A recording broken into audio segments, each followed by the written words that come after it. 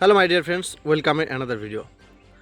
তো বন্ধুরা, আজকে সকাল সকাল যে ম্যাচটা হয়ে গেল, সেই ম্যাচ দেখার পরে বাংলাদেশের যে করুণ পরিস্থিতি আছে, তাদের যে খেলার প্রতি যে তাদের টপ অর্ডারের যে সমস্যাটা রয়েছে, সেটা কিন্তু রয়ে গেছে।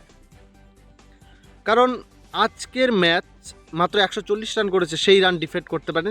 140 রান অস্ট্রেলিয়ার বিরুদ্ধে করে ম্যাচ জেতা, সেটা তো সম্ভব কিছু না, অসম্ভবই। কারণ অস্ট্রেলিয়ান টিম, সবাই জানে অস্ট্রেলিয়ান টিম কি দুর্দান্ত টিম।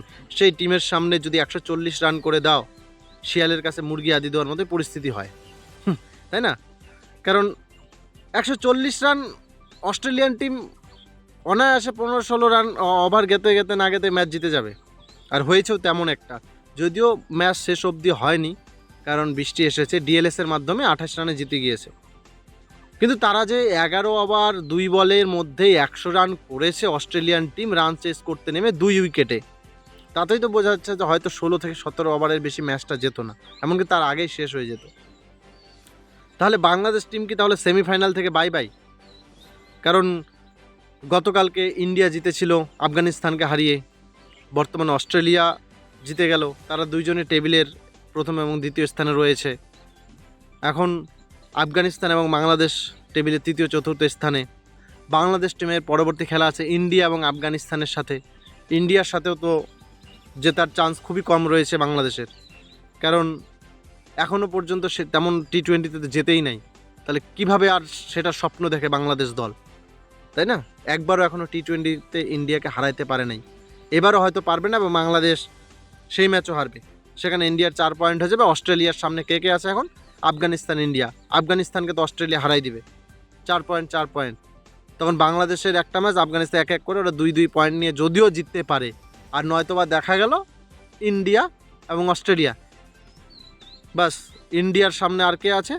বাংলাদেশ, এটাও জিতে যাবে। অস্ট্রেলিয়াকেও যদি হারাতে পারে টেবিলের শীর্ষে, আর যদি অস্ট্রেলিয়ার কাছে হেরে যায় তাহলে 4 পয়েন্ট নিবে, তাহলে হয়তো বা কন্টেস্ট হতে পারে। কিন্তু বাংলাদেশকে পরবর্তী 2টা ম্যাচ জিততে হবে। ইন্ডিয়া যদি একটা ম্যাচ হারে, তবুও তারা মনে করেন কন্টেস্টের মধ্যে রয়েছে। অস্ট্রেলিয়াও যদি একটা হারে, তাও কন্টেস্টের মধ্যে রয়েছে। কিন্তু বাংলাদেশ ক্রিকেট দল যদি আর একটা ম্যাচ হেরে যায়, তাহলে তারা আর এবার সেমিফাইনালের স্বাদ দেখতে পাবে না।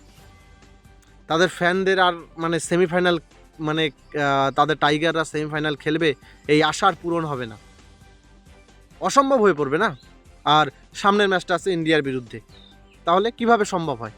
তোমাদের কি মনে হচ্ছে ইন্ডিয়াকে হারাতে পারবে বাংলাদেশ দল, যারা 140 রানের টার্গেট দিয়েছে আজকে অস্ট্রেলিয়াকে, যেখানে 180-90 রানে মিনিমাম টার্গেট দিতে লাগে, যেখানে বাংলাদেশের টপ অর্ডারের কোনো ব্যাটার রান নিতে পারছে না? লিটন দাস, শান্ত, সবাই তো মানে দুর্দান্ত প্লেয়ার, দুর্দান্ত রান করছে, যার ফলে কি মানে বলার মতো কোনো কথা নাই।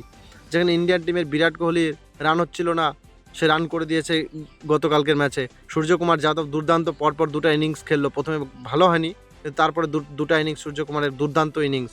তারা ব্যাক হয়েছে, মানে পারফরমেন্স খারাপ গিয়েছে 2টা ম্যাচে, তারপরে তারা রিটার্ন এসছে, খেলতে পারছে।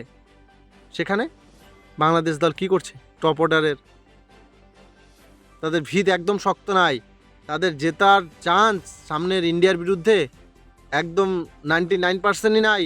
জিতবে ইন্ডিয়া, এবং ইন্ডিয়া এবং অস্ট্রেলিয়া এখান থেকে যাচ্ছে সেমিফাইনালে, ঠিক আছে?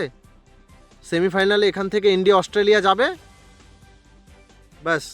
আর অস্ট্রেলিয়া ইন্ডিয়ারও ফাইনাল হতেও পারে, এমনটাও দেখতেও পারি। শুধুমাত্র এখন সময়ের অপেক্ষা। তোমাদের কি মতামত বলো?